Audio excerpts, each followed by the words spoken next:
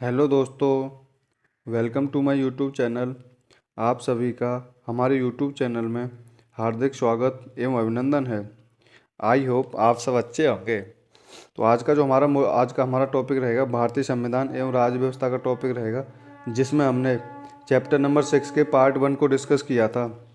Chapter 6 के part 1 को discuss किया था, जिसमें ऑब्जेक्टिव टाइप में जितने भी क्वेश्चन बने थे, हमने फर्स्ट 50 क्वेश्चन को इसमें डिस्कस किया था पहले पार्ट में।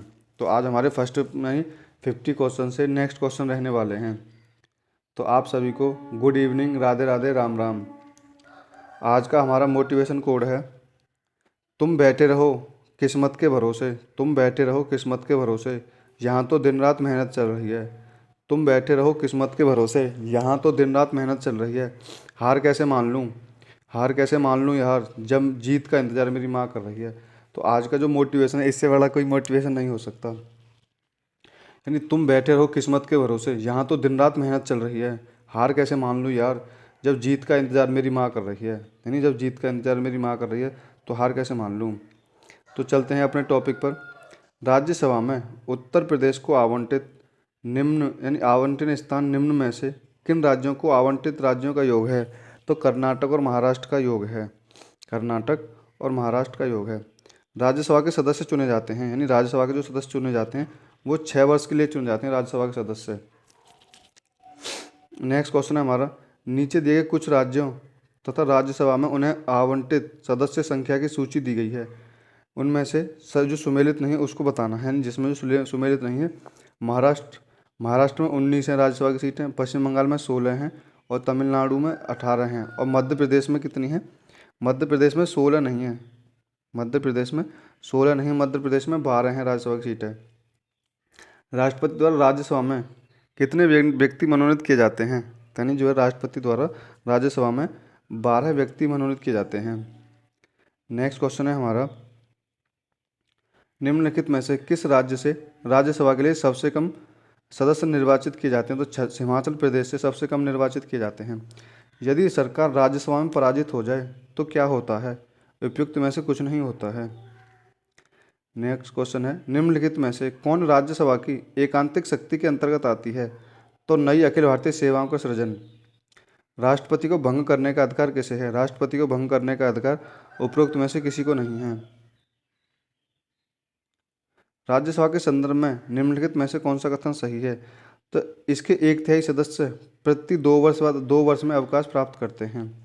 प्रथम अभिनेत्री जो राज्यसभा के लिए नामांकित की गई थी, तो वो थी नरगिस दत्त। नेक्स्ट क्वेश्चन है हमारा, हमारे संविधान के अनुसार राज्यपाल का कार्यकाल समाप्त होने का विषय नहीं है। राज्यसभा को स्थायी सदन कहते हैं क्योंकि सभी सदस्य आजीवन सदस्य होते हैं और इसे विघटित नहीं किया जाता है। यानी राज्यसभा के स्थायी सदन कहते हैं क्योंकि सभी सदस्य आजीवन सदस्य होते हैं और इसे विघटित नहीं किया जा सकता है। नेक्स्ट है हमारा, भारतीय संसद किस रीति के प्रशासन पर नियंत्रण करती है? तो ये संसदीय समिति प्रणाली से नियंत्रित करती है। राज्यसभा के सदस्य चुने जाते हैं तो राज्य की विधानसभा द्वारा चुने जाते हैं। नेक्स्ट क्वेश्चन है हमारा, निम्नलिखित में से कौन सा एक कथन राज्य सूची के विषय के संबंध में विधि बनाने की संसद शक्ति के बारे में संबंध नहीं है? तो यह है, राज्य सूची में सम्मिलित विषय के संबंध में राष्ट्रीय हित में केवल राज्यसभा बना सकती है। नेक्स्ट क्वेश्चन है हमारा, राज्यसभा में राज्यों को प्रतिनिधित्व निम्नांकित में से किस आधार पर किया जाता है? तो उनकी जनसंख्या के आधार पर किया जाता है।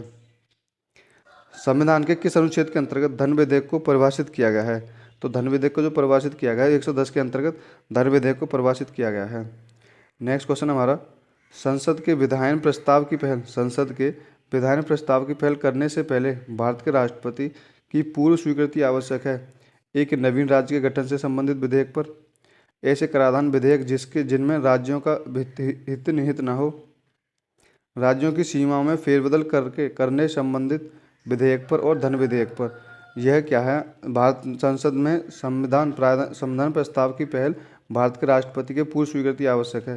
तो इसमें ऑप्शन चारों करेक्ट आंसर हैं इसके, यानी उपयुक्त सभी इसका करेक्ट आंसर है। नेक्स्ट क्वेश्चन है हमारा, निम्नलिखित में से कौन सा एक कथन सही है? धन विधेयक केवल लोकसभा में पुनर्स्थापित किया जा सकता है। भारत में संसद की लोक सेवा समिति की अध्यक्ष की नियुक्ति कौन करता है? तो लोकसभा अध्यक्ष जो है लोक सेवा समिति के अध्यक्ष की नियुक्ति करते हैं। नेक्स्ट क्वेश्चन है हमारा, निम्न में से कौन प्रथम जनजातीय लोकसभा अध्यक्ष थे? तो पी.एस. संगमान जो थे प्रथम लोकसभा अध्यक्ष थे। अंतर्राष्ट्रीय संधियों को भारत के किसी भाग अर्थात संपूर्ण भारत में लागू करने के लिए संसद कोई भी कानून बना सकती है। तो बिना किसी राज्य की सहमति से संसद कोई भी कानून बना सकती है। चीन की संसद जानी जाती है, तो चीन की संसद जानी जाती है नेशनल पीपल्स कांग्रेस के नाम से जानी जाती है चीन की संसद। निम्नलिखित में से कौन सी विधियां भारत के लोक वित्त पर संसदीय नियंत्रण के काम आती हैं? यानी कौन सी जो शक्तियां हैं कौन सी जो विधियां हैं भारत के लोक वित्त पर संसदीय नियंत्रण के काम आती हैं? तो यह है हमारा संसद के सम्मुख वार्षिक वित्तीय विवरण का प्रस्तुत किया जाना, विनियोजन विधेयक के पारित होने के बाद ही भारत की संचित निधि से मुद्रा निकल पाना, अनुपूरक अनुदान और लेखानुदानों का प्रावधान। और नेक्स्ट क्वेश्चन है हमारा, संसद में वित्त विधेयक का प्रस्तुत करना। तो इसमें ए ऑप्शन करेक्ट है, 1, 2, 3, 5 इसके करेक्ट आंसर हैं। अगर कोई धन विधेयक लोकसभा द्वारा स्वीकृत हो जाए तो राज्यसभा इसे अधिक से अधिक कितने दिनों तक रख सकती है? तो 14 दिनों तक रख सकती है राज्यसभा। प्रथम स्पीकर जिनके विरुद्ध लोकसभा में अविश्वास का प्रस्ताव लाया गया था वो थे जीवी मावलंकर थे। लोकसभा का अध्यक्ष अपना त्यागपत्र किसे संबोधित करता है? तो लोकसभा उपाध्यक्ष को लोकसभा का अध्यक्ष अपना त्यागपत्र संबोधित करता है। प्रोफेसर टर्म स्पीकर का कर्तव्य है सदस्यों को शपथ दिलाना प्रोफेसर टर्म स्पीकर का कर्तव्य है।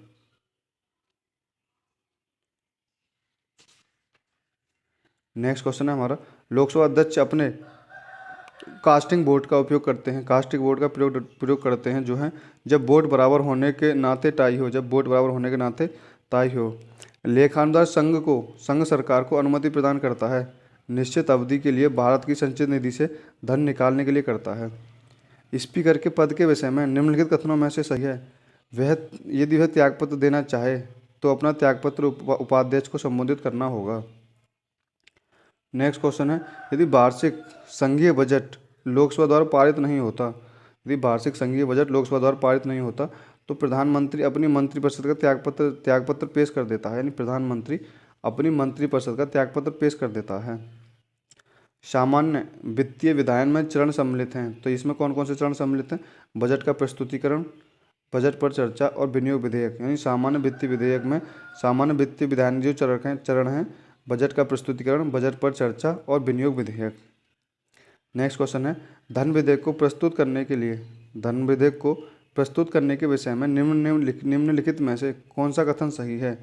तो यह लोकसभा में प्रस्तुत किया जाता है, यानी लोकसभा में प्रस्तुत किया जाता है। अक्षमिकता निधि को राष्ट्रपति कैसे व्यय करते हैं? यानी अक्षमिकता निधि को राष्ट्रपति जो है संसदीय स्वीकृति से पूर्व व्यय करते हैं। कोई विधेयक धन विधेयक है या नहीं, इसका निर्णय कौन करता है? तो इसका निर्णय लोकसभा अध्यक्ष करता है। कोई विधेयक धन विधेयक है नहीं, इसका निर्णय लोकसभा अध्यक्ष करते हैं। भारत में लोकसभा का स्पीकर अध्यक्ष होता है, ये चयनित किया जाता है। निम्नलिखित कथनों में से कौन सा एक धन विधेयक के बारे में सही नहीं है? तो धन विधेयक संसद के दोनों सदनों में से किसी भी सदन में प्रस्तावित किया जा सकता है। धन विधेयक जो है संसद के दोनों सदनों में से किसी भी सदन में प्रस्तावित किया जा सकता है। नेक्स्ट क्वेश्चन है हमारा, निम्न में से कौन सी शक्तियाँ लोकसभा को राज्यसभा की तुलना में अनन्य रूप से प्राप्त हैं? यानी धन वित्त विधेयक केवल लोकसभा में प्रस्तुत किया जा सकता है। धन विधेयक के निस्तारण यानी धन विधेयक के निरस्तीकरण अथवा संशोधन के संबंध में या मंत्रिपरिषद के उत्तरदायित्व के संबंध में। नेक्स्ट क्वेश्चन हमारा, लोकसभा का स्पीकर होता है, यानी लोकसभा के सभी सदस्यों का होता है। यानी लोकसभा का जो स्पीकर होता है लोकसभा के सदस्यों द्वारा होता है।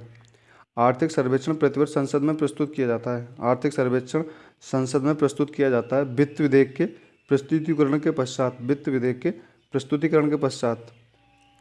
संसद में लेखा के लिए वोट आवश्यक है।